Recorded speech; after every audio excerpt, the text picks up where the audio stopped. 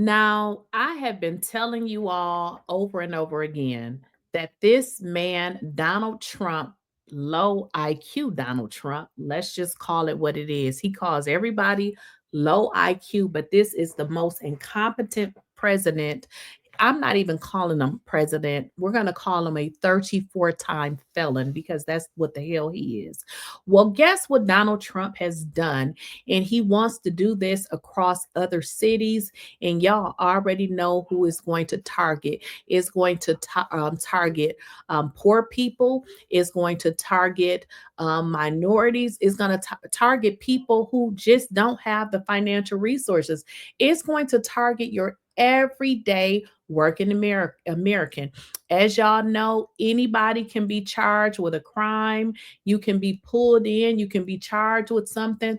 That does not necessarily mean that you are guilty, but the inconvenience of having to sit in jail when normally the judge can let you out on a personal signature where you can sign yourself out.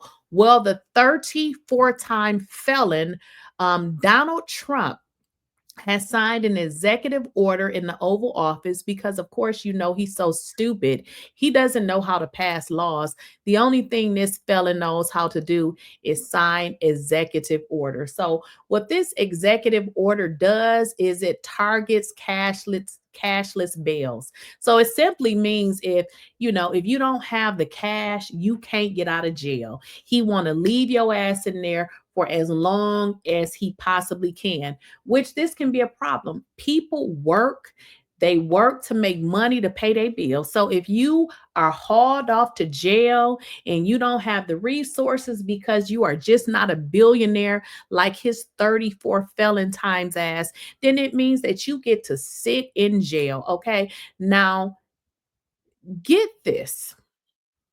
Get this, y'all. This is too much. Now, for all of you idiots in the comments that's going to say, "Oh, Donald Trump, you want to suck Donald's little pecker so bad that you're willing to just say anything." You're just a dumb idiot. I mean, let's just call it what it is. This man is wanting people to sit in jail unless they have cash. Now, this can mean a lot of things.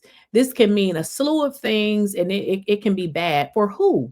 The poor people who work for their money. And here's the deal: this does not necessarily have to be a poor person. This can be an average person who just works for their money. This does not serve us, but this is who y'all voted for. This is the criminal who you voted for. Now, how interesting that a felon with 34 damn felonies and possibly more when he get his raggedy body ass out of the White House wants to tell you you can't get out of jail if you've been charged with something. Isn't that crazy? This man is a moron. He's an idiot. There's something weird going on with him and these Epstein files. And I frankly believe that Donald Trump is an sex trafficker of children himself. I believe that he was working right with Epstein, and I believe that is why he don't want to release those files. But let's just get into what this idiot is doing next. I mean, it's just one thing after the other. Well, one thing I've learned about, this dumb 34 felon, because that's exactly who he is. You can tell that this 34 felon, that's who he is. He had no friends growing up because every day it's about him signing a dumb executive order for something stupid. What he needs to do is sign an executive order to maybe get his big body ass on a treadmill and maybe slim down. He looked like he about ready to croak, but that's a whole nother subject. Let's get into what this pedo is doing next. Order to end cashless bail in Washington, D.C. and potentially other cities. Let's rewind it because I know y'all missed it. This man is going to end cashless bails by the stroke of a pen. An executive order met with Congress about this because he thinks that he's some kind of bad body dictator with his old raggedy ass. He wants to, well, he's going to end cashless bails, the pedo here. And not only is he going to end cashless bails, he wants to go throughout the world and do this. Can somebody get rid of this sick MFer? But let's get into it. We've just been watching President Trump taking questions after signing an executive order to end cashless bail in Washington, D.C. and potentially other cities, and another to expand federal authority in D.C. Trump criticized cashless bail policies, saying they allow violent criminals to go right back out on the streets. Critics of cash bail argue it disproportionately harms low-income suspects. The president also touted his crackdown on crime there, saying authorities have arrested thousands of people in the nation's capital. And he criticized the governor of Illinois and the mayor of Chicago and threatened to send National Guard troops there to fight crime. The president also signed another executive order aimed at criminalizing flag burning, saying it incites riots. White House correspondent Karen Travers is at the White House. So, Karen, with cash bail, you pay the court whatever your bail is, and you lose that money if you don't return for trial. If you can't get the money for bail, you're stuck in jail until your trial. Since 1992, judges in D.C. can release suspects without holding any money if they determine that person doesn't pose a risk to others or a flight risk. So how is this executive order now expected to work?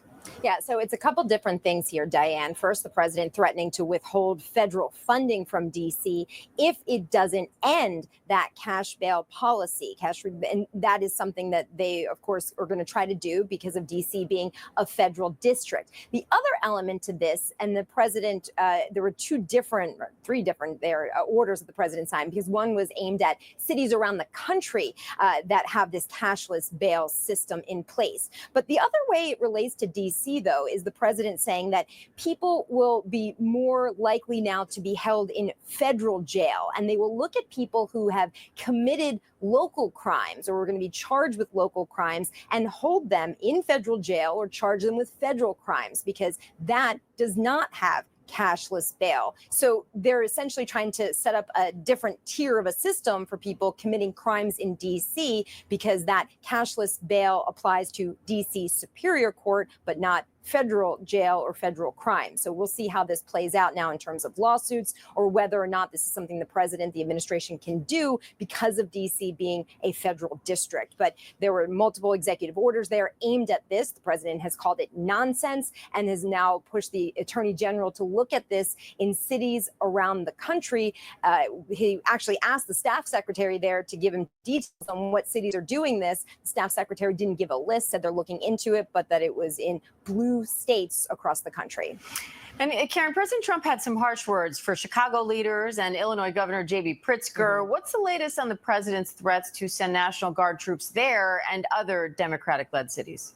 Yeah, Diane, our colleague Jay O'Brien asked the president, are you prepared to send National Guard troops into these U.S. cities, even if the governors do not request it? And the president said, I am. Now, what that will look like, we still have to see. There hasn't been an official order of this, an official deployment status that would see National Guard troops go into cities like New York or Chicago. But he had some very tough words for what has been taking place in Chicago, saying that it is necessary to go in there and clean up that city. He also had some personal criticism for Governor J.B. Pritzker, who has pushed back very strongly on the idea that the president would do this. Diane, I also thought it was very notable. The president said repeatedly that he wants to be asked to go into these cities. He said, we hate to barge in, but if it's necessary, that's what they'll do. Now, remember what happened in Los Angeles when the president did send in the National Guard without coordinating that with Governor Gavin Newsom. There was a lawsuit filed by California against that. That is still pending at this point. So you can certainly expect that if the president were to do this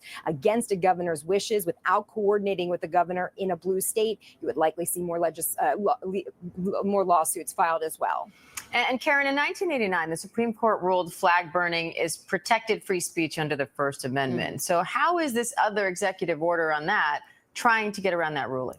Yeah, they're looking at the scope of the First Amendment as it relates to that 1989 ruling that protected flag burning, and also trying to do prosecution of people that violate flag burning laws that are on the books. Diane, we got to see more details about this, but I think you can also imagine, not to repeat myself here, but this is something else that will likely see litigation when this moves forward.